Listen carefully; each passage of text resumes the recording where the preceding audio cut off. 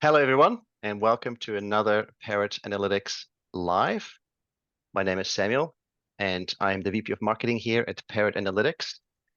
I love how people are already saying hi from New Zealand. This is obviously Keith has been here before, but we'll get to that. Um, to get started, I would like to extend a very special welcome to all of our Demand 360 enterprise customers. Look, thank you for making the time to be with us here today, especially those that are connecting from various time zones around the globe. We appreciate it. And as some of you may have noticed, we did have a slight hiccup with our email system yesterday, which sent out the wrong email subject. Our apologies if you tried to connect to this webinar session one day early. As we wait for the room to fill, please feel free to write in the chat where you are joining from. It's always super interesting to see all countries represented. And just remember, by default, chat is set to hosts and panelists. Make sure you set this to everybody or everyone before you send your message. Did I just spot Trinidad and Tobago? That's a first. Fantastic. Mexico, Italy, the US, Sao Paulo. Welcome, everyone. Panama. Gosh, super interesting. Keep it going. Turkey. Let's see if we've got anyone from Sierra Leone. You never know. All right, welcome everyone. Today's topic is an interactive walkthrough of our latest global demand report presented by our industry insights manager, Christofer Hamilton. Can't wait to get into today's webinar. Chris is always super interesting things to share. Looking forward to your observations, Chris. Just a couple of admin things before we get started. We've received all the questions that you have already submitted. Thank you. We will address those at the end of the webinar. And you can, of course, submit any other questions you have throughout the webinar in the chat.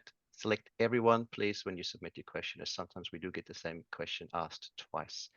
And once we're done with the presentation, we will answer as many of your questions as we can at the end of the session today. And yes, you will get a recording of the webinar at the end, as well as this presentation sent to you by email. Chris, I'd now like to hand over to you. Great. Thanks, Samuel. And I appreciate everyone turning up today. It's always a bit of a treat for me to get to share some of my favorite insights from our annual report. So just a quick reminder what we're going to be looking at. This report covers the top line global demand trends of 2023. The report has a deep dive on the state of US streaming, and it specifically dives into demand trends for shows in 10 different markets around the world. And to start today, I wanted to just take a high-level overview of some global trends for the year. And then I picked a few of my favorite insights from the report that I'll share in more detail. So before we even look at demand for content, I wanted to zoom out a bit and look at the supply side of the equation, because I think there's a story here that underpins a lot of the changes we've been seeing in the industry. So if you look at this chart, you can see that there's been a huge boom in the number of streaming series in the past few years, especially since the disruptions of the pandemic. So from the start of 2020 through midway through 2022, the total number of streaming originals globally more than doubled. And if we look through to the end of 2023, it's more than 3.5 times what it was at the start of 2020. So that's really some phenomenal growth in the total number of series. But the story this year has really been that the pace of new series premieres has slowed. So if you showed up to our last webinar, you might remember that we only had 2 data points at that point through the midway through 2023. So it wasn't really a trend at that point. But now I think we can safely say that it's been a trend throughout the whole year. So that's the red line. The red line is looking at the percentage growth in the number of new streaming originals quarter on quarter.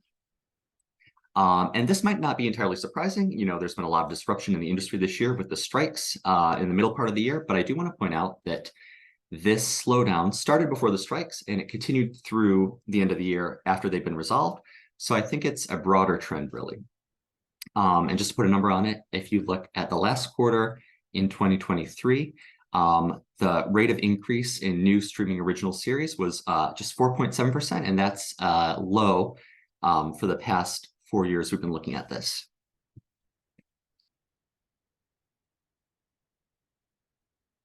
So, well, that might be what the whole industry looks like. Not everyone was the same. In fact, Netflix was the exception.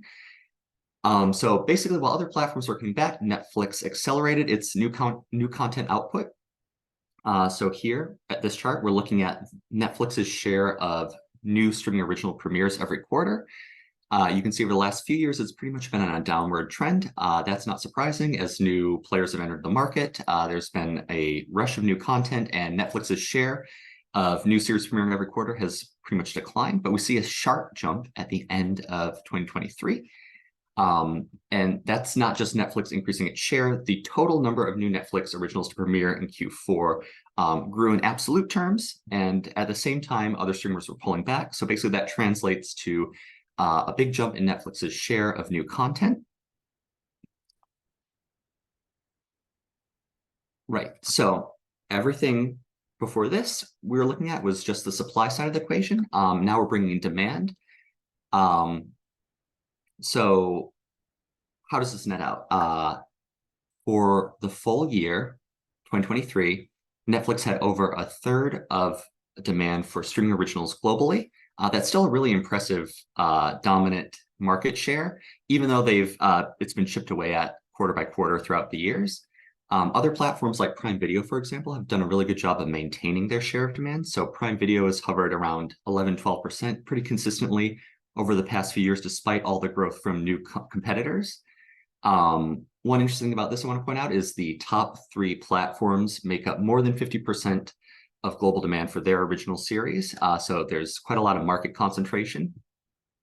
But still, almost a quarter of demand for streaming originals comes from other platforms that we haven't broken out here. So that's a lot of local players or niche streamers, for example.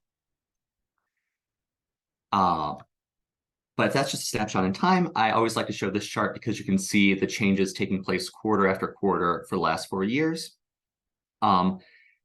Obviously, the biggest trend happening here is Netflix's eroding share of demand. That's been pretty consistent. But I did want to call out, in the last quarter of 2023, they actually grew their global demand share. Even though it was just slightly, it's worth calling out because that's the first time this has happened in the last 4 years. So even though it's just a fraction of a percent, it's still worth mentioning. So you can just see they went from exactly a third of demand to just slightly more than a third of demand in the last quarter of the year. But if you follow news with Netflix's earnings, you might wonder how this translates to subscribers. And you may remember Netflix had an amazing Q4. They added 13 million subscribers, and that was compared to about a 9 million consensus estimate. So they really knocked it out of the park in Q4. Part of that was them expanding their new originals relative to competitors, and we can see how that translates to the demand share growing slightly. Right, so that was a high-level overview of the global streaming landscape, but I wanted to expand the scope and consider demand for all series around the world, even though we focus a lot on streaming originals, because that's where a lot of the growth is happening. I want to emphasize that the report looks at demand for all series, streaming and linear. And to kick it off, I always like to share this. These are the top new series premieres of 2023.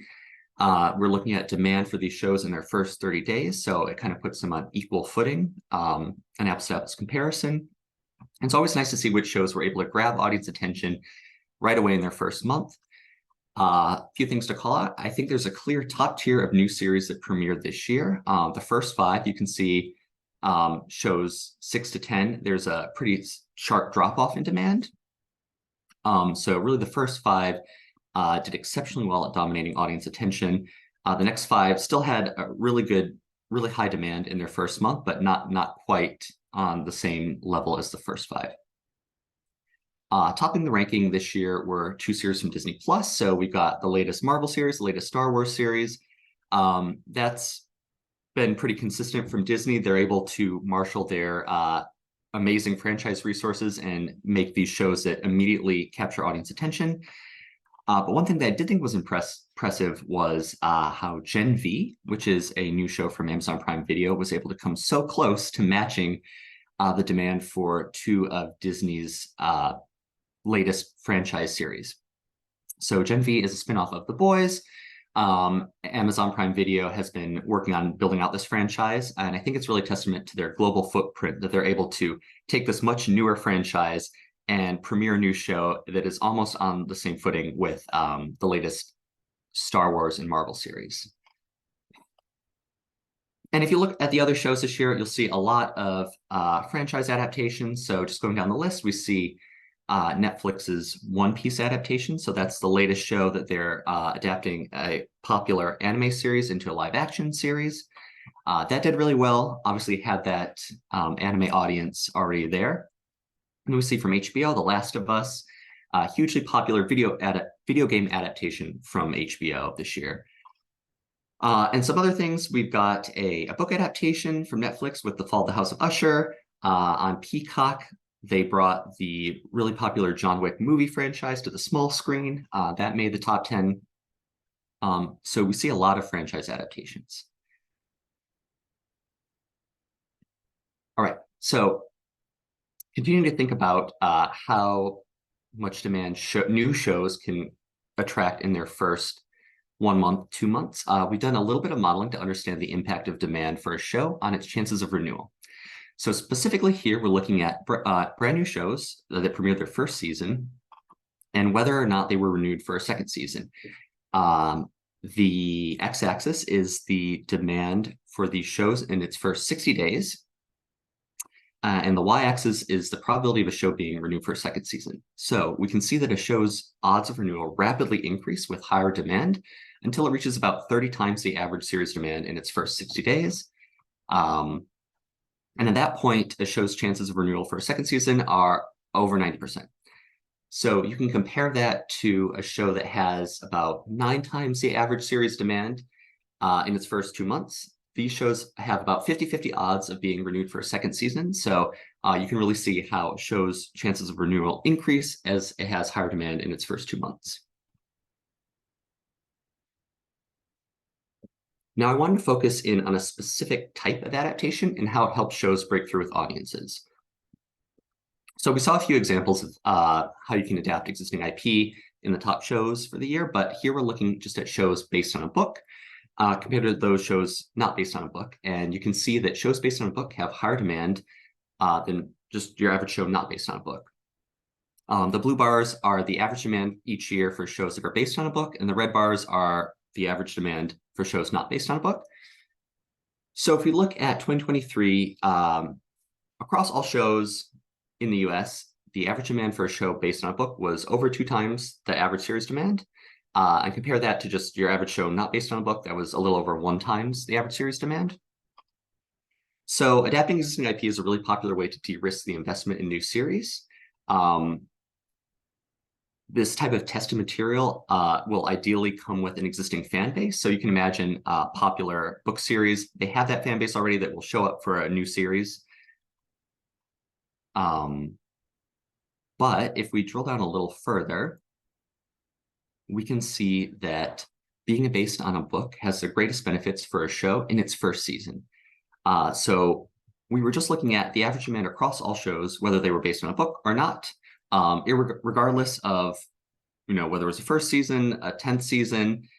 But if we pull out the shows that are just having their first season, let me explain what we're looking at here. So this is the demand premium for being based on a book. So basically, if you take the average demand for shows based on a book and divide it by the average demand for shows not based on a book, you get a sense of how much more demand you can expect for being based on a book.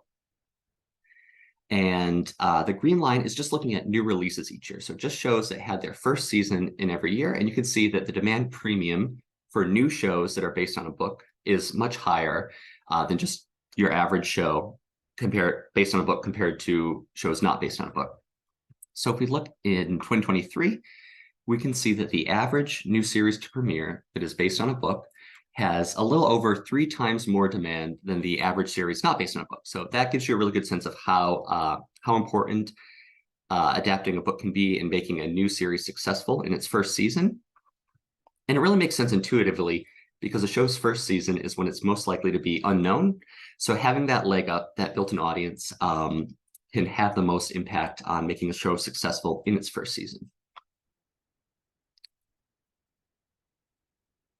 Right. So we've been focusing a lot on new series, but I don't want to understate the value of older, long-running series to platforms. So here we're looking at the share of titles and the share of demand for shows on major streaming platforms in the US based on the year they premiered. And we can see there's a big spike in the number of shows available on these platforms after about 2016. That's the purple part of the chart. So if we want to put a number on it, 54% of shows available across major platforms in the US premiered in 2019 or later. So that's a big spike in new series on these platforms. But important to note that these new shows only accounted for 31% of demand.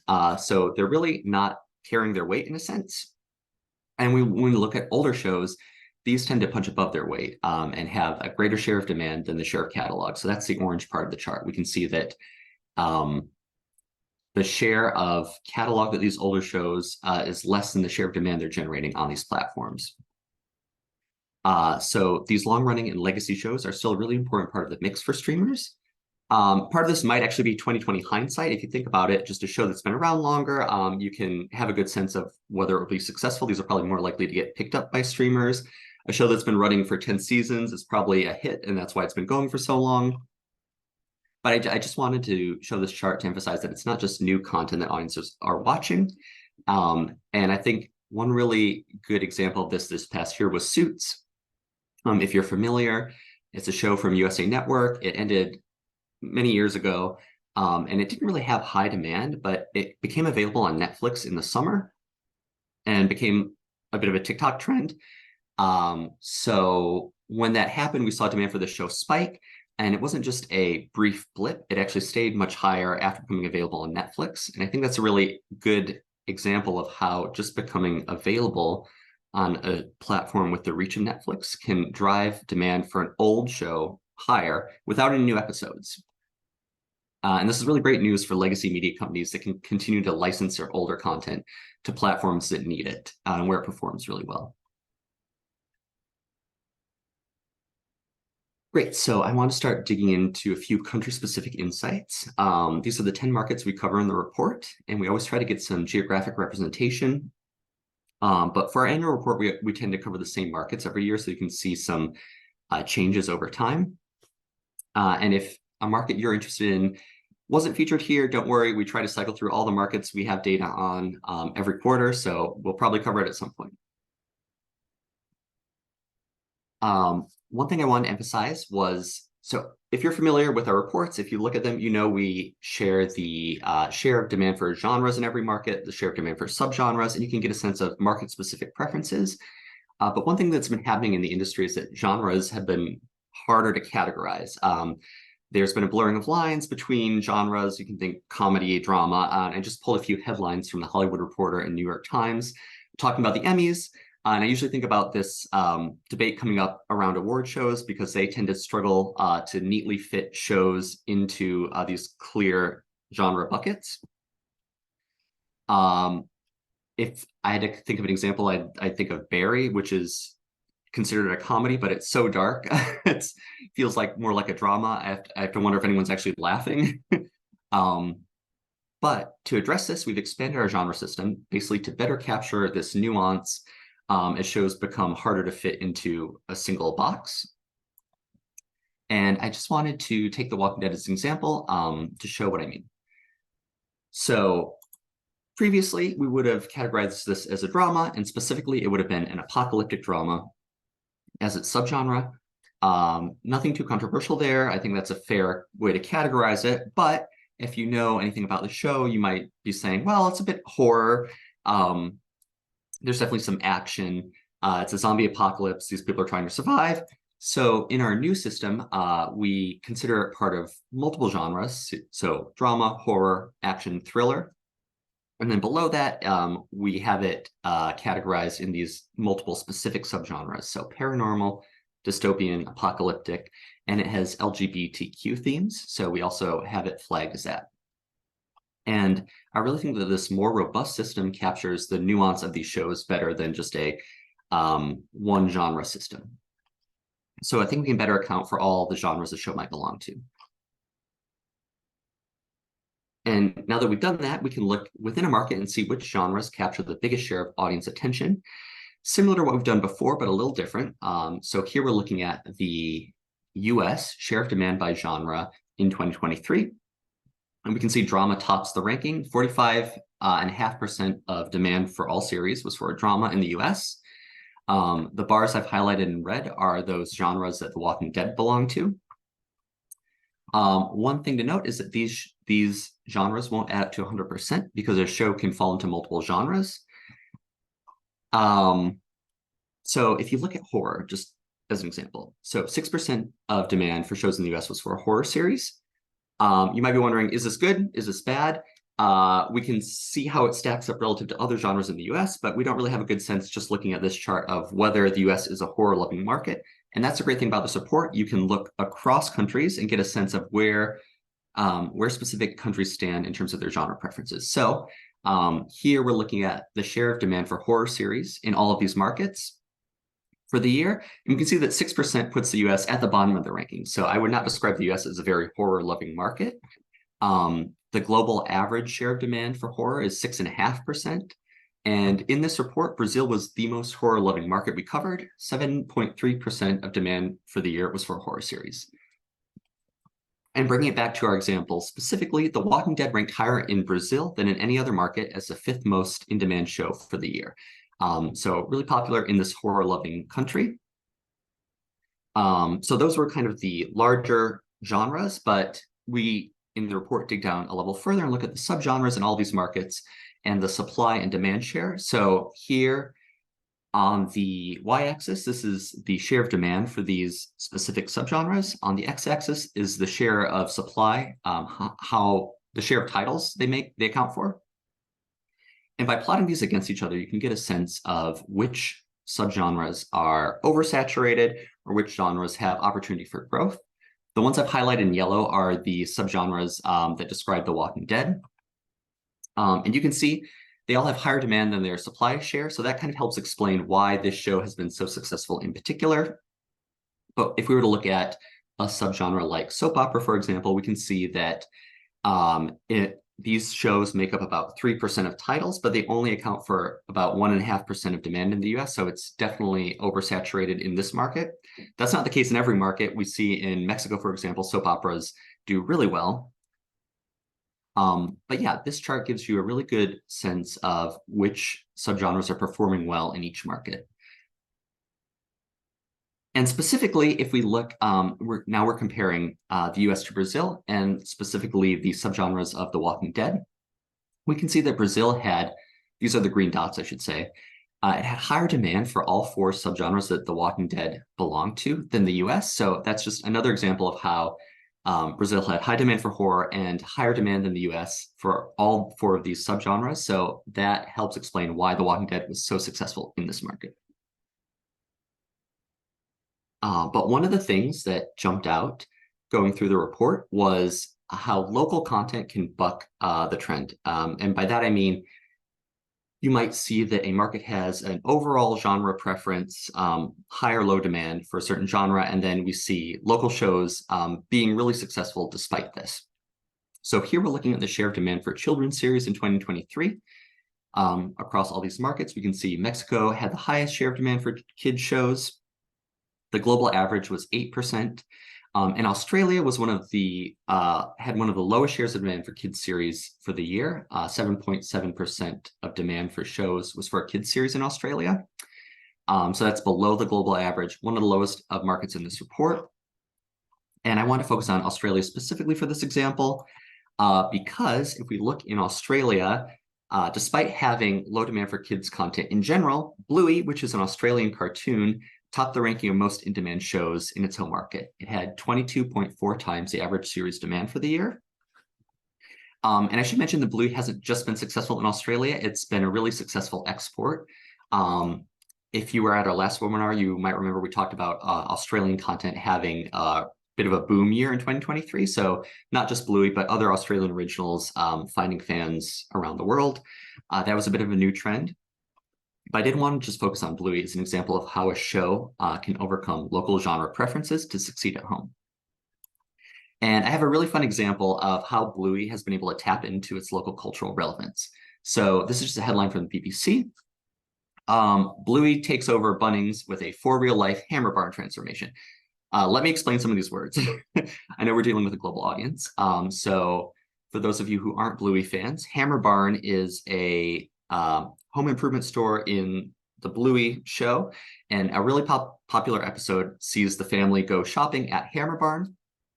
Bunnings is a home improvement store in Australia and New Zealand. If you're in the US, it would be like a Home Depot or a Lowe's. But basically, if you've ever done a home improvement project in Australia, you've probably shopped here. So it's familiar for Australians.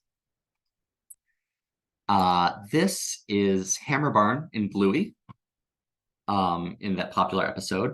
And this store was actually modeled after a real life Bunnings in Queensland. So this was the Bunnings that they remade as Hammer Barn. And let me just put them side by side. You can see they look really similar, actually, down to the like rolling hills in the background. So anyway, this is just a really fun example of art imitating life and then life imitating art. But I'm not saying that promotional stunts like this are what makes a show like Bluey succeed in Australia, but you can only pull something like this off if a show already has resonance with local audiences. So you can imagine Australian families, parents and kids watching Bluey, recognizing that Hammer Barn might look familiar, and then seeing their local Bunnings get transformed into the store from the show. So it's a great example of how a local series can break through with local audiences.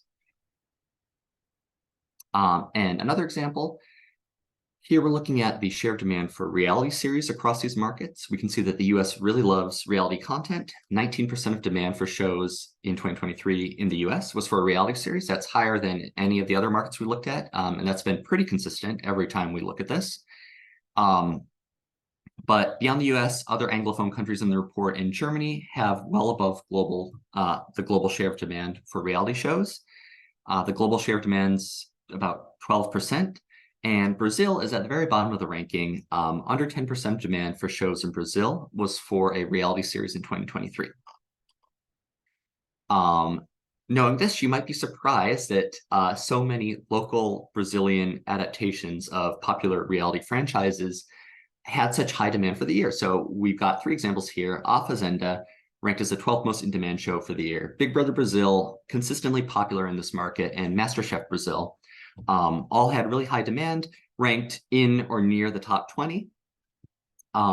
So I think this is a good example of how these local adaptations can break through with audiences that might not normally be as receptive to reality content. And it's funny because if you look at the US, only 1 reality series ranked in the top 20 shows in the US, despite the US having such high demand for reality. So even though the US has this really high demand for reality broadly, not as many reality shows broke through to the top tier as they did in Brazil. And you see this trend over time. So here we're looking at the supply and demand for shows available on major streaming platforms in Brazil over the last 6 years. And we can see that the share of titles on these platforms that are local has grown every year. But the share of demand for these local series has grown even more. So we see there's really been a boom in the demand for local content on Brazilian streaming platforms. It's outpaced the growth in available titles. So there's really opportunity to expand here for these streamers in Brazil.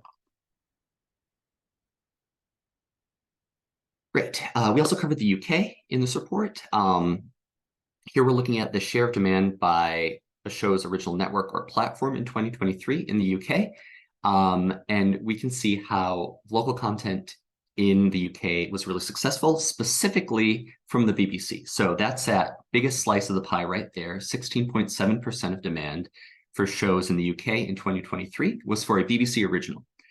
And in a lot of the markets we looked at, Netflix originals actually made up the largest share of the pie. In a few of the markets, a local channel or a platform took the top spot, like here. But the BBC was the most dominant local player across all the markets we covered. So no other platform had as large of a share of demand as the BBC did in the UK. Yeah, so really testament to the BBC being able to make popular local shows for its home market. But I do want to point out that it's not just the BBC. If you look at the top 4 local channels by share of demand, so we have BBC, ITV, Channel 4, and Sky. Together, they make up almost 30% of demand for all shows in the UK. So it's really just popular local series are succeeding in the UK in general. But they've also had a really good year in terms of being exported to international markets. So here we're looking at US demand for British series versus all other foreign shows. And we can see that in 2023 specifically, US demand for British shows has outpaced demand for all other international shows. So that would be non-US series. And this includes a lot of high growth types of content like K-dramas, which have really seen a boom since Squid Game, Turkish dramas, which have really become popular outside their home market, Japanese anime, always consistently popular. I already mentioned Australia as having a bit of a boom year in 2023. So that's included in the other bucket. But overall, the US demand for British content outpaced all other foreign content in 2023. So it was a good year for British content in the US. And I did want to dig into the demographics for these British shows a bit more. So let me walk you through this chart because I know it's a bit complicated. These are the top 50 British series by global demand in 2023.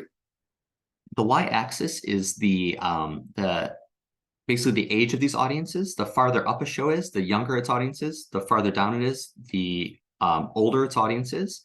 And on the x-axis, that's the share of male or female audience. So the further to the right a show is, the more heavily male skewing it is. And the further to the left, the more female the audience is.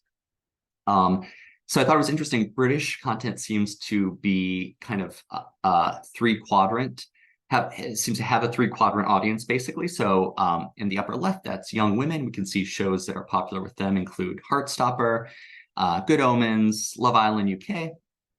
In the bottom left, this is older women, Downton Abbey, Ghost, The Great British Bake Off, popular with them. In the bottom right quadrant, this is older men, and there's a bit of a theme here. It seems to be British car shows are really popular with older male audiences around the world. So we've got Formula One, Drive to Survive, the Grand Tour, Top Gear, and only 2 shows made it into the upper right quadrant. So this is young male audiences. One of those was Peaky Blinders, which was actually the most in-demand British series globally for the year. So it's interesting that despite not having a lot of shows that appeal to younger male audiences, Peaky Blinders was actually the most globally in-demand show for the year, and it over-indexed with young men. So now that Peaky Blinders is done, I think it's a bit of a question if there's room for another British series like this that can break through with young male audiences. Yeah, so that's everything I've prepared today. But I just want to remind everyone, if you want to read the full report and get a deep dive on all 10 of the markets that we covered, you can get it on our Demand 360 platform. And for everyone who came to the webinar today, they get a 30% discount if they sign up. You can get this report specifically, but all of our previous reports, all of our insights articles, in addition to demand on 30,000 plus TV shows, 18,000 plus movies, 40,000 plus talent globally, which is an amazing number now that I'm saying that. But yeah, all of this is available. If you sign up for Demand 360, you can get the full report. Let me check and see if any questions have come through.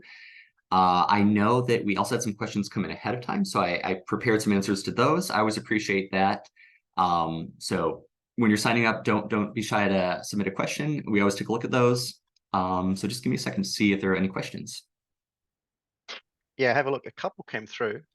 Definitely submit your questions ahead of any of our lives, because Chris does actually read every single one of them and takes time to prepare to provide an answer for the questions that have been submitted ahead of time. And for the ones that have come through, at times we can't give them full justice. Some of the questions are quite intricate, quite this is not always the most easiest industry. Some of the complexities and the data science that goes into what we do, it is sophisticated. So he may not be able to do it full justice to give you a cursory answer, but no doubt he'll always do his best, right, Chris? Okay, great. Yeah, let me just answer a few of these. It seems to be some just clarifying points. So give me a second. I'll just flip back to some of the slides people have questions on. Yeah.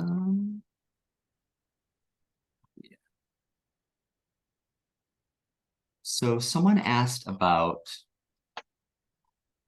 the share of demand for other platforms. I think that's right here. Yeah, if you look at this, yeah, it's been growing over the last year and a half, pretty strong growth. So I don't actually have a number on like how many platforms this is, but I know it's quite a few. Like there are a lot of global streaming platforms playing in the space, a lot of niche platforms. I think a good example of that would be like Shudder, for example. So like they just focus on horror, or Crunchyroll just focuses on anime. So there's really been a boom in these smaller niche players or local players. So I think just a growing number of platforms is behind this demand growth you're seeing. I'm sorry that I can't put a number on it right now, but know that it has grown. Let me look at other questions. So someone had a question on the book IP slide. Let me flip back to that. Yeah, okay, great.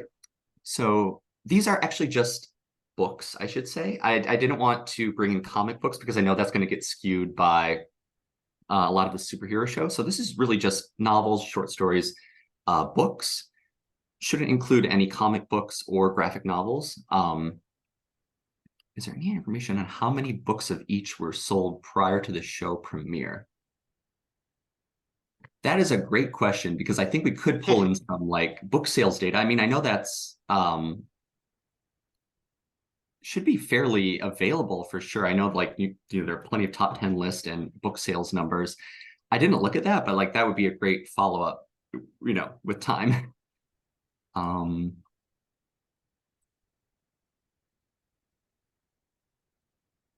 Okay, someone asked about, I think, the demos of British shows. Let me flip back to that. Yeah, so someone was surprised that Drive to Survive, the viewership wasn't younger. So it's not hugely old skewing, like it's definitely towards the middle, but it's definitely more than 50% in the older than 30 bucket is how you read that. So this dividing line is 50% like over under 30.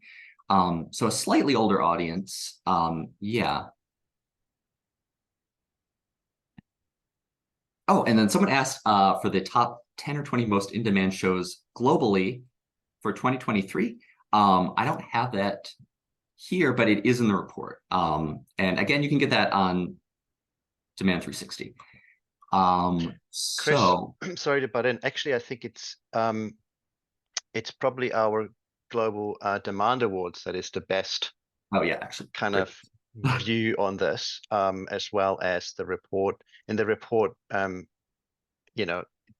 intent of the report is to give a breakdown by country, so by market. We've got those top 10 shows, but our system tracks demand in over 100 markets globally, and of course we can give you the global view, but that would be an enterprise access question. And with the Global Demand Awards, we do give you the top 5 per category. So that's globaldemandawards.com. It's also linked in the header of our website as well. The awards are always good questions coming through. So once again, we'll run them first week of February for the 2024 year. There's one final question here, Chris. Are you able to break demand by other sources of IP, podcasts, video, games, articles? Sorry, what was the question, Samuel? Are you able to break down demand by other sources of IP, for example, podcasts, videos, video games, articles? Yeah. So this is something we've been exploring more is demand for these different types of adaptations because it is so important. So I think that Daniel, my colleague, just wrote an article about video game adaptations like just yesterday. So we are digging into it just more and more. I know there's a ton of angles you can look at. But yeah, I just chose books, as a first pass. But yes, we can look at comic books. Podcast is really interesting because I don't think there are that many shows. I know there are a few based on podcasts for sure. But something worth looking at. Yeah. Are there any more questions that have come through, Samuel, or can I jump yeah, back on? there are some. Okay, great. You want us to keep going? Have you ever captured the Caribbean region as a market? We Caribbean. I do. We can't have even a say, few. excuse me, We Caribbean. That's we do some of have a my few Swiss coming through here. markets Mhm. from the region. It's I'm trying to think if we've done that in the report. Like what? Yeah, I'm trying to don't think remember. we have. We Let's have just have a Trinidad and Tobago. right. We Yep, do. we do. We do have that. Um, Yep. So it is a market that we do track separately. Um, I'll link a Help Center article where you can take a look at all the markets that we have under measurement.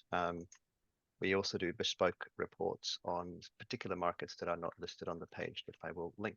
Do you want to take us through the slide in front of us? okay, great. Yeah.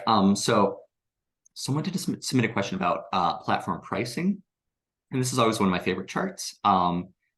So here we're just plotting these major SVODs in the US, the total demand for movies and shows on these platforms against the price they charge per month.